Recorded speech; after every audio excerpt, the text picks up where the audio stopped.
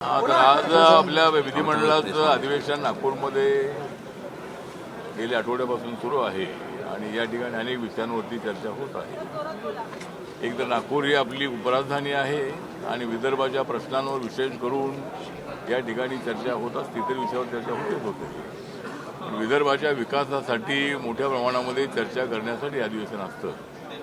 तर आज मी या ठिकाणी मारलेला आहे विधिमंडळाचा फेरफटका। मी आज विधिमंडळाचा मारलेला आहे फेरफटका कारण मला द्यायचा आहे ठाकरे बुद्धूंना झटका।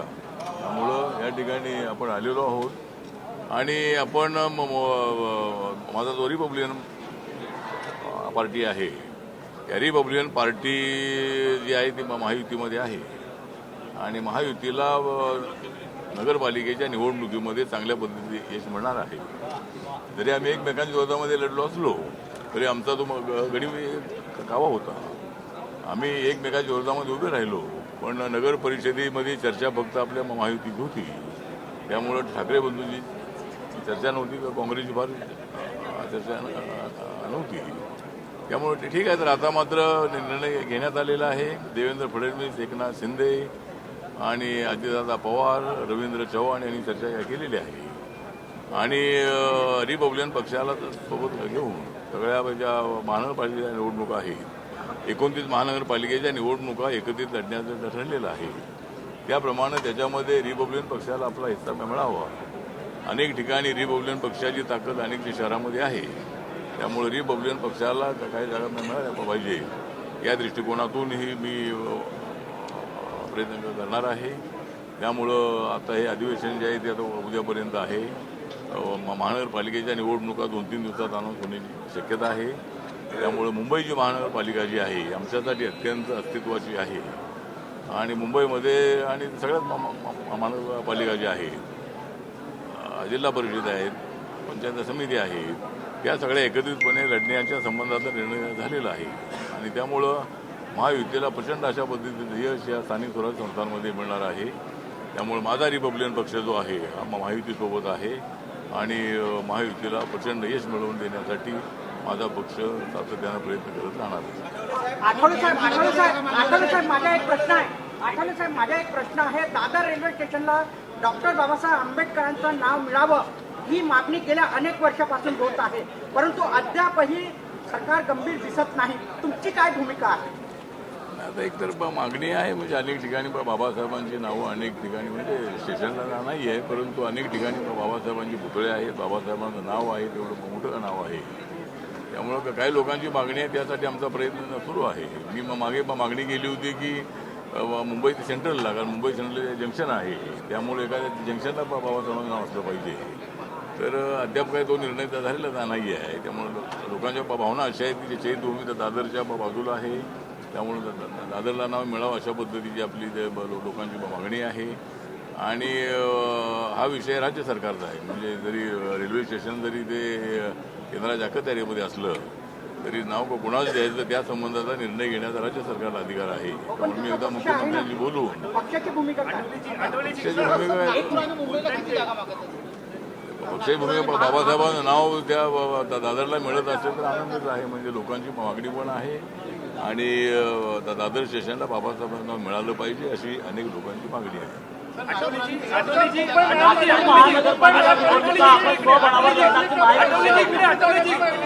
महानगरपालिकेच्या निवडणुका ज्या आहेत त्या महायुती म्हणून लढण्याचं ठरवलेलं आहे, त्यामुळे तो बळावर लढून तेवढ्या जागा आम्हाला निवडून येणं शक्य आहे। त्यामुळं आता मुंबईसाठी आम्हाला एक 15-16 जागा मिळाल्या पाहिजे, तर नागपूरमध्ये 7-8 जागा मिळाल्या पाहिजे, त्या पद्धतीनं आमचा प्रयत्न सुरू आहे। आज आमच्या कार्यकर्त्यांची बैठक झाली विदर्भाच्या आणि महाराष्ट्रातल्या कार्यकर्त्यांना आपण सूचना दिलेल्या आहेत। ज्या ज्या ठिकाणी आमची ताकद असेल त्या ठिकाणी ती जागा आम्हाला मिळाली पाहिजे। आठवलेजी दोन्ही सभागृहामध्ये विरोधी पक्षनेता नाहीये, आज 2 केंद्रीय मंत्र्यांची विधानभवनामध्ये उपस्थिती होती, मात्र या अधिवेशनामध्ये विरोधी पक्षनेत्याविना हे अधिवेशन पार पडत आहे। उद्या या अधिवेशनाचा शेवटचा दिवस आहे। सरकारला काही दोन्ही सभागृहामध्ये विरोधी पक्षनेते नाही आहेत, सरकारला काही सल्ला देणार आहात? भाजपला 3 आमदार असताना दिल्लीमध्ये विरोधी पक्ष आता विरोधी पक्ष नेता जो आहे त्याला जे संख्या असते त्या संख्येवरती विरोधी पक्ष नेत्याची जबाबदारी देण्यात येते। त्यामुळं सध्या महाविकास आघाडीकडे तेवढी मोठी ताकद नाही आहे आणि त्यामुळे टेक्निकल त्यामध्ये अडचण आहे. त्यामुळं जर विरोधी पक्षाने नेता बनवायचा असेल तर ते नियम बदलावे लागतील. त्यामुळं सध्याच्या नियमाप्रमाणे जेवढी संख्या असायला पाहिजे तेवढी संख्या महाविकास आघाडीची नसल्यामुळं त्या ठिकाणी ती अडचण झालेली आहे. आमच्या पार्लमेंटमध्ये असं तर झालं होतं की काँग्रेस पक्षाला फक्त ते 40-45 जागा असायच्या आणि त्यामुळे त्यांनाही ते पद मिळालं नव्हतं. पण यावेळेला 2024च्या निवडणुकीमध्ये काँग्रेसला 99 जागा मिळाल्या आणि त्या ठिकाणी आता राहुल गांधी अपक्ष लीडर आहे. त्यामुळं इथला जो प्रश्न आहे त्याच्यामध्ये काय संख्या कमी होऊ शकते का त्याचा विचार अध्यक्षांनी करावा, सरकारने करावा आणि हाऊसमध्ये विरोधी पक्ष नेता असला पाहिजे असं माझं मत आहे.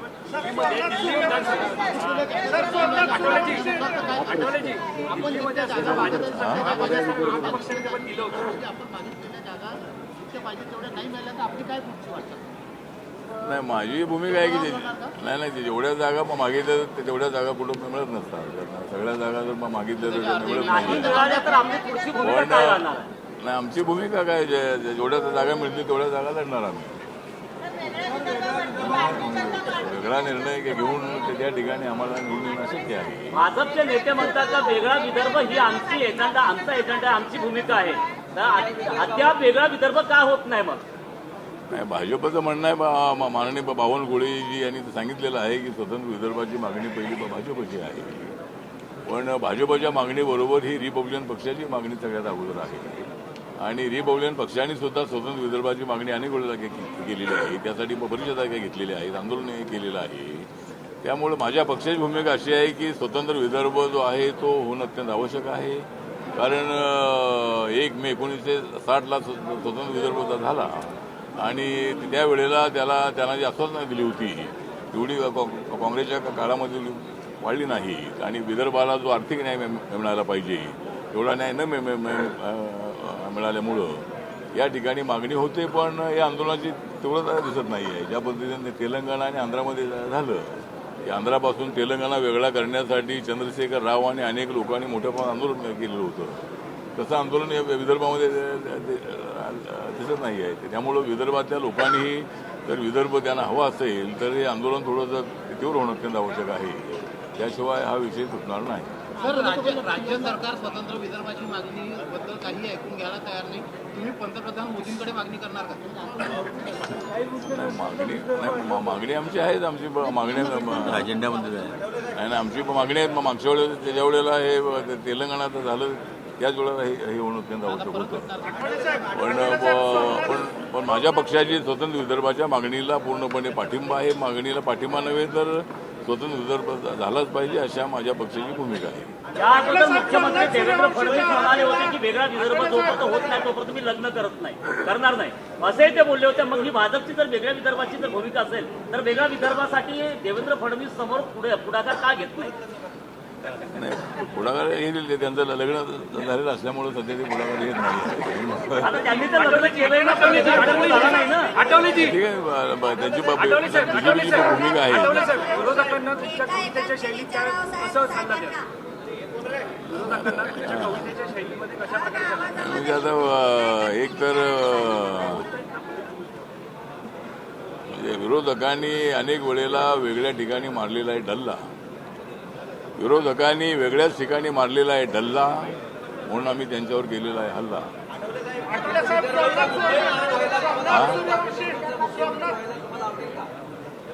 नाही सध्या विदर्भाचा मुख्यमंत्री आहे. म्हणजे मुख्यमंत्री सध्या विदर्भाचाच आहे आणि त्यामुळे 2014-19ला विदर्भाचा मुख्यमंत्री होता.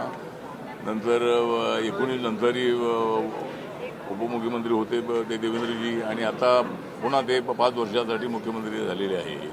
त्यामुळे विदर्भाला तर हे मुख्यमंत्री मिळालेलेच आहे. वसंतराव नाईक जे होते ते जवळजवळ 11 वर्ष इथले मुख्यमंत्री होते. त्यामुळे विदर्भाला मुख्यमंत्रीपद मिळालेलं आहे आणि आताही मुख्यमंत्री विदर्भाचेच आहेत. साहेब सोमनाथ सूर्यवंशीच्या आरोपींना कोर्टानं आदेश सोमनाथ सूर्यवंशी पोलिसांवर गुन्हे दाखल करून कोर्टानं आदेश योग्य कारवाई. मला वाटतं सोमनाथ सूर्यवंशी जो आहे तो परभणीमध्ये त्याचा मृत्यू पोलीस कोर्टीमध्ये झालेला होता आणि पोलिसांच्या मारहाणीमध्ये त्याचा मृत्यू झाल्याची माहिती किंवा तशा पद्धतीची सूचना कोर्टाने दिलेली आहे. पण ज्या पोलिसांनी त्यांना मारहाण केलेली आहे त्यांच्यावर कारवाई होणं अत्यंत आवश्यक आहे. आणि मी त्या ठिकाणी ताबडतोब भेट दिलेली होती आणि त्या ठिकाणी बाबासाहेब आंबेडकरांच्या बाबासाहेबांच्या पुतळ्याच्या जवळ संविधान होतं आणि ते संविधान काचेमध्ये ठेवण्यात आलेलं होतं. तर ती काच फोडून त्या ठिकाणी संविधानाचा अपमान करण्यात आला होता. त्यामुळं त्या ठिकाणचे दलित बौद्ध तरुण आमच्या रस्त्यावर उतरले आणि त्यांनी आपल्या भावना तिथं व्यक्त केलेल्या होत्या. त्यामुळं मला असं वाटतं की संविधानाचा अपमान करणाऱ्या ज्या व्यक्तीने अशा पद्धतीचा प्रकार केलेला आहे त्याला अटक केलेलीच आहे. ज्या पोलिसांनी मारहाण केलेली आहे त्यांच्यावर अद्याप कारवाई नाही. राज्य सरकारकडे माझी मागणी आहे की एखाद्या दलित तरुणाचा मृत्यू झालेला आहे, त्याची हत्या झालेली आहे आणि अशा पोलिसांवरती कारवाई होणं अत्यंत आवश्यक आहे. चला काय प्रकारची कशी आता हां आता एक येतो शेवटचा प्रश्न.